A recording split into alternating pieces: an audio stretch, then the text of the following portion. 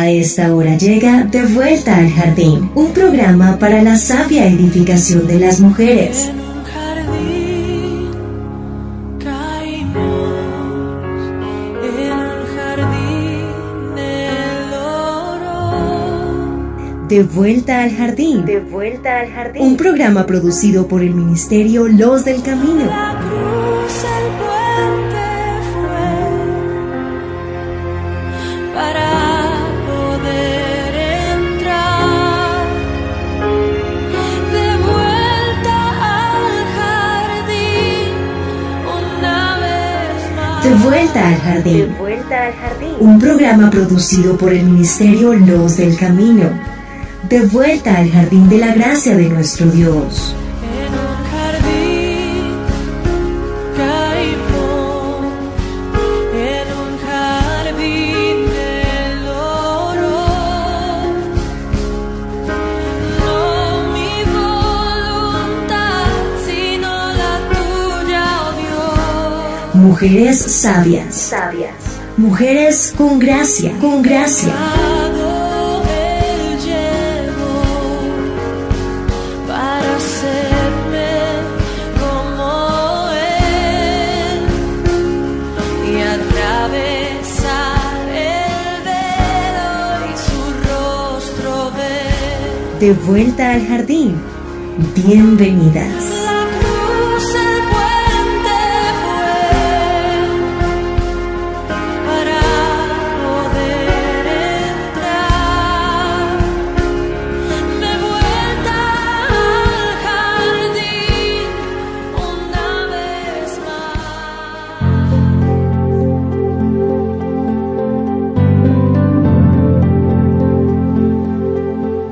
El pastor Pablo Martini, autor del devocional Una pausa en tu vida, escribió lo siguiente: muchos creyentes son muy buenos en contabilidad. Llevan un registro exhaustivo de cada deuda u ofensa recibida. Mantienen al día un historial emocional de todas sus heridas. Inconscientemente suman esos malos momentos solo para obtener como resultado ira, rencor y amargura. Cuando un hijo de Dios decide voluntariamente no perdonar, está olvidando y pisoteando la obra de Dios en la cruz, su amor demostrado, la disposición de perdonar y olvidar las ofensas que tú y yo le proferimos a Él. Siempre será mucho mayor lo que Él hizo por nosotros que lo que otros puedan hacernos. Puedo comprender que te sea difícil perdonar si no crees que puedes ser perdonado por Dios. Si ese es tu caso, urgentemente debes experimentar su perdón. Pero si ya has sido bendecido con su misericordia, algo no anda bien, pues el amor del creyente no guarda rencor, como lo dice 1 Corintios 13:5. Es increíble, pero hay personas que se niegan a dar este paso liberador solo porque no quieren dejar de odiar. Es como estrellar la cabeza contra la pared y esperar que le duela al otro. No, el único lastimado siempre serás tú. Desde hace más de 2000 años, la cruz de perdón es la misma solución para tu rencor de hoy. Muere, renuncia, no te bajes de la cruz. Allí encontrarás verdadera liberación. ¿Es difícil? Sí. ¿Implica sacrificio? Por supuesto. Estamos hablando de la cruz. Promover el amor no es natural en el ser humano, pero conlleva un premio estimulante, una herencia increíble. No devuelvan mal por mal ni insulto por insulto. Más bien, bendigan, porque para esto fueron llamados, para heredar una bendición. Como ves, el primer bendecido eres tú. Así que anota las deudas emocionales en la arena y las bendiciones espirituales en la roca, y así serás buen administrador de la gracia de Dios y no un mal contador rencoroso, concluyó este afamado escritor de Una pausa en su vida, que se llama Pablo Martini. Amigas, estamos de vuelta al jardín. Este programa que ha sido pensado para la sabia edificación de las mujeres, que ha sido pensado para que tengamos un espacio para aprender, para apropiarnos de la palabra y para vivir el gozo de una vida que ha sido transformada por el Espíritu Santo de Dios. Bienvenidas. Puede faltar todo en la vida. De vuelta al jardín. Me puede faltar hasta la vida. Pero nunca quiero que me falte el deseo de amarte hasta el final.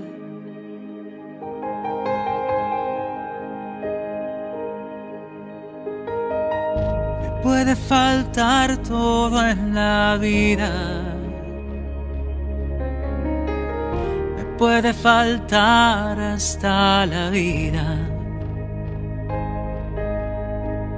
Pero nunca quiero que me falte el deseo de amarte hasta el final.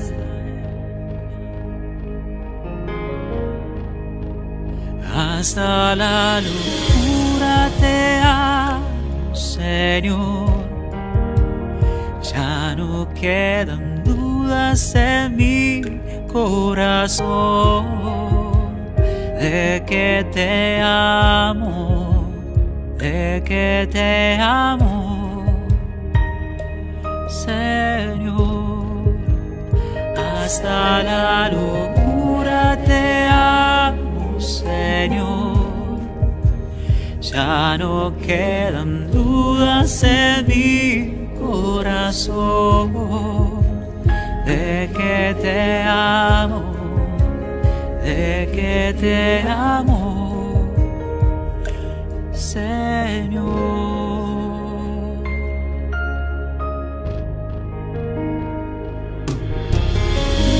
Quiero amarte hasta el extremo,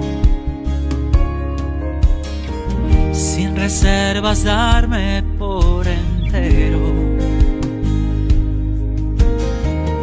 como los que se han enamorado. Yo te canto, mi amado, hasta el final. Hasta la locura te amo, Señor. Ya no quedan dudas en mi corazón de que te amo, de que te amo, Señor. Hasta la locura te amo, Señor. Ya no quedan dudas en mi corazón de que te amo, de que te amo, Señor.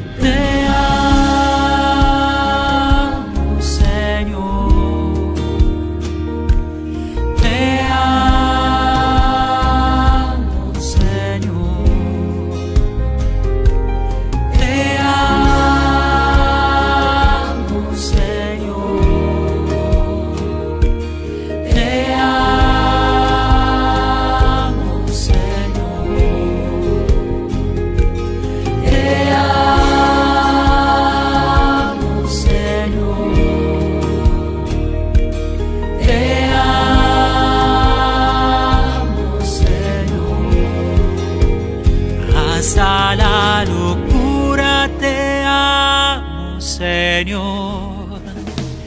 Ya no quedan dudas en mi corazón de que te amo, de que te amo,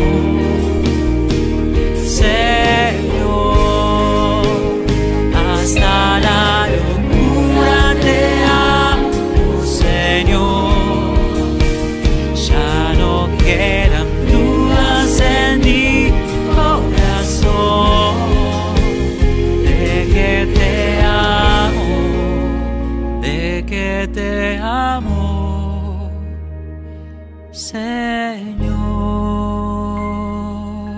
En el programa anterior estuvimos hablando del tercer paso para el camino de la restauración y para sanar el terreno de nuestro corazón. Y hemos hablado de que lo primero que tenemos que hacer es entregarle las heridas a Dios, esas heridas profundas, pequeñas, grandes, medianas, dolorosas, que nos producen algunas ira, otras nos producen tristeza, que hay que entregárselas al Señor, invitar al Señor que entre a nuestro corazón y sane esas heridas y limpie el terreno donde se van a sembrar los frutos y las flores del jardín de la gracia de Dios. Y el segundo paso era llorar nuestras lágrimas, atravesar el valle de lágrimas y alcanzar en él paz, libertad, tranquilidad y el gozo que viene del Señor. El tercer paso del que hemos estado hablando en los últimos programas es el que tiene que ver con el perdón. Y estábamos estudiando y analizando la invitación que Pablo le hace a los colosenses en el capítulo 3, el versículo 12 y 13, que dicen: vestíos pues como escogidos de Dios, santos y amados, de entrañable misericordia, de benignidad, de humildad, de mansedumbre, de paciencia, soportándoos unos a otros y perdonándoos unos a otros si alguno tuviere queja contra otro, de la manera que Cristo os perdonó, así también hacedlo vosotros. Y entonces nos encontramos que en el libro de Efesios, en la carta a los Efesios, en el capítulo 4, Pablo también lo menciona, pero lo menciona de otra manera. Mientras que en el libro de Colosenses empieza diciendo vestíos, en el libro de Efesios, en el capítulo 4, versículo 31, empieza diciendo quítense, como si estuviera diciendo: en Colosenses los invito a vestirse de algo maravilloso, pero en Efesios los invito a desvestirse de algunos vicios que hacen mucho daño. Y entonces hablamos de la amargura, del enojo, de la ira, de la gritería, de la maledicencia y de toda malicia. Y que Pablo, en cambio, invita a apropiarnos y a desarrollar unas virtudes que están dadas en el versículo 32, que dice: antes sed benignos unos con otros, misericordiosos, perdonándoos unos a otros como Dios también os perdonó a vosotros en Cristo. Y estuvimos hablando de lo que significa ser escogidos, santos y amados, de entrañable misericordia, de benignidad, y quedamos ahí para hoy empezar a hablar de lo que significa la humildad, que es la característica que sigue en el listado que hace Pablo. Y es que la humildad, que viene del griego, que significa literalmente sentimiento de pequeñez, fue una de las características más sobresalientes del Señor Jesús. Todas fueron sobresalientes, pero la humildad, porque dice la palabra que Él, tomando forma de siervo, Él se hizo humilde, tomó forma de siervo, Él se despojó de toda su gloria, de toda su honra, para venir a morir por nosotros. En el libro de Filipenses está escrito, y dice así en el capítulo 2, versículos 5 al 11, dice: haya pues en vosotros este sentir que hubo también en Cristo Jesús, el cual, siendo en forma de Dios, no estimó el ser igual a Dios como cosa a que aferrarse, sino que se despojó a sí mismo, tomando forma de siervo, hecho semejante a los hombres, y estando en la condición de hombre, se humilló a sí mismo, haciéndose obediente hasta la muerte y muerte de cruz. Por lo cual Dios también le exaltó hasta lo sumo y le dio un nombre que es sobre todo nombre, para que en el nombre de Jesús se doble toda rodilla de los que están en los cielos y en la tierra y debajo de la tierra, y toda lengua confiese que Jesucristo es el Señor, para gloria de Dios Padre. Más claro no puede ser. El Señor Jesús es nuestro más grande ejemplo y es nuestro ejemplo a modelar. Nosotros tenemos que hacer lo que Él hizo. En esta condición de hombre que habla el versículo 8, nosotros tenemos que humillarnos a nosotros mismos, haciéndonos obedientes, tomando forma de siervos, hechos semejantes al Señor Jesús, estando dispuestos siempre a amar la humildad.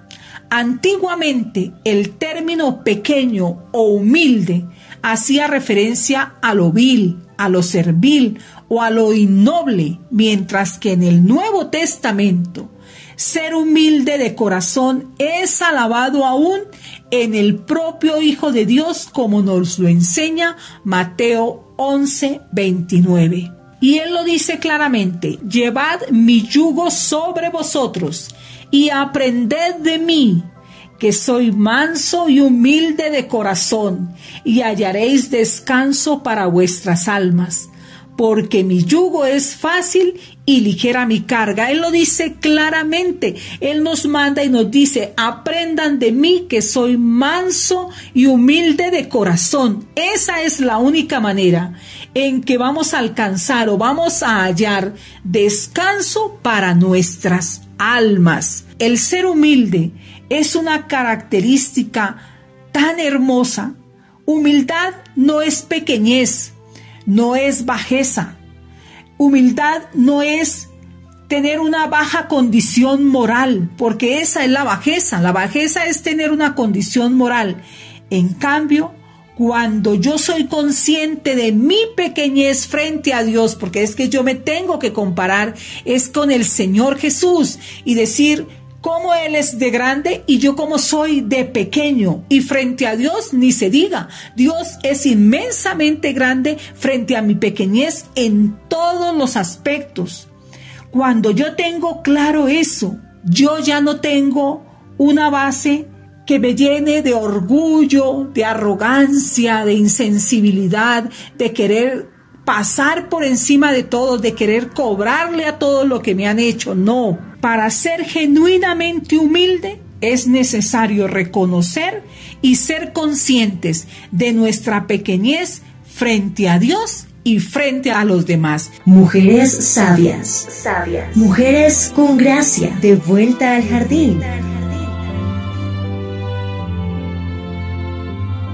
Bueno, mis amadas, la siguiente virtud que tenemos que amar y de la que tenemos que apropiarnos y dar fruto con la ayuda y la fortaleza del Espíritu Santo es la mansedumbre. La mansedumbre es la hija de la humildad. O sea, que la madre es la humildad y la hija es la mansedumbre. Así como la irritación y la rebeldía son hijas de la soberbia. En el Antiguo Testamento, la mansedumbre era la virtud específica de los buenos israelitas que sufrían pacientemente los malos frutos que se les daban, y en lugar de vengarse personalmente de lo injusto de los actos ajenos, se refugiaban en Dios, que es lo que nosotros tenemos que hacer. Nosotros no podemos responder al mal con el mal, sino dice la palabra que hay que responder siempre con el bien, porque el bien es el que va a destruir el mal. En el Nuevo Testamento se refiere casi siempre a una actitud, y es la actitud característica del cristiano en relación con los demás. Vamos a ver qué dice 1 Corintios 4:21. Y es que Pablo se hace la siguiente pregunta y dice: ¿qué queréis? ¿Iré a vosotros con vara o con amor y espíritu de mansedumbre? Uy, estaba bravo Pablo. Y Pablo estaba hablando, en los versículos anteriores estaba hablando de los que andaban envanecidos, de los que estaban juzgando y de los que estaban hablando incluso mal hasta del propio Pablo. Vamos a ver qué dice 2 de Timoteo 2:25. Y me voy a permitir tomarlo desde el versículo 24. Y dice: porque el siervo del Señor no debe ser contencioso, sino amable para con todos, apto para enseñar, sufrido, que con mansedumbre corrija a los que se oponen, porque por si quizá Dios les conceda que se arrepientan para conocer la verdad. Y dice el versículo 26, y escapen del lazo del diablo en que están cautivos a voluntad de él. Y Pablo le está hablando a Timoteo como pastor, de cómo debe ser la actitud que debe tener Timoteo como un pastor, como un obrero aprobado, que tiene que ser mansedumbre para corregir a los que se oponen. Tiene que usar de la mansedumbre, no puede usar de otra cosa, de otra forma, no puede estar él corrigiendo a los que se oponen. ¿Cuántas veces nosotras, yo por lo menos lo he experimentado, cuando uno está casada con un pastor, pues es obviamente, a veces lo regaña a uno el pastor, pero la más de las veces el que lo regaña es el marido, ¿no? Pero a veces cuando yo estaba soltera y a mí me exhortaba el pastor, pues mi pastor no me exhortaba con mansedumbre, pero yo sí lo recibía con mansedumbre, porque siempre tuve la convicción de que él tenía la razón. Y a veces uno no recibe bien las correcciones del pastor, y uno tiene que entender que ellos responden por nuestra vida espiritual, y nosotros a ellos les debemos respeto, obediencia, consideración, y tenemos que aceptar con mansedumbre cuando somos corregidos, porque ellos lo hacen para nuestro bien, para nuestro crecimiento. Y yo valoro mucho que un pastor sea valiente y le haga entender a sus ovejas lo que está mal. Ahora bien, como si eso fuera poco, vamos a ver qué nos enseña Tito 3:2. Y él viene hablando de las características que deben tener los ancianos y las ancianas, y él está diciendo: recuérdales que se sujeten a los gobernantes y autoridades, que obedezcan, que estén dispuestos a toda buena obra. Y en el 2, que fue el que mencioné, dice: que a nadie difamen, que no sean pendencieros, sino amables, mostrando toda mansedumbre para con todos los hombres, no con algunos, no con el que me cae bien, no con el que yo tengo empatía, no, sino con todos los hombres. Y es un requisito indispensable para soportarse, pero también es un requisito indispensable la mansedumbre para soportarse, pero también para el mutuo sometimiento, porque él dice: soportaos los unos a los otros, pero también lo dice Efesios 5:21, y dice: someteos unos a otros en el temor de Dios. Eso es parte de la mansedumbre.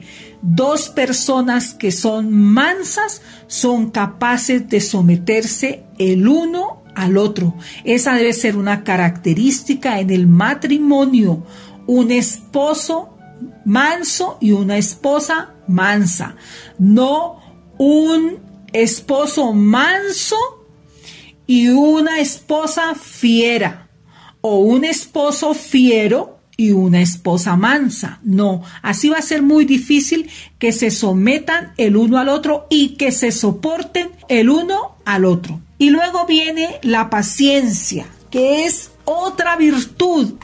Para eso sí necesitamos un programa completo para hablar de la paciencia, en aprender a soportarnos en amor, en longanimidad, en anchura de ánimo, paciencia para tratar con las personas. Y eso sí que nos hace bastante falta.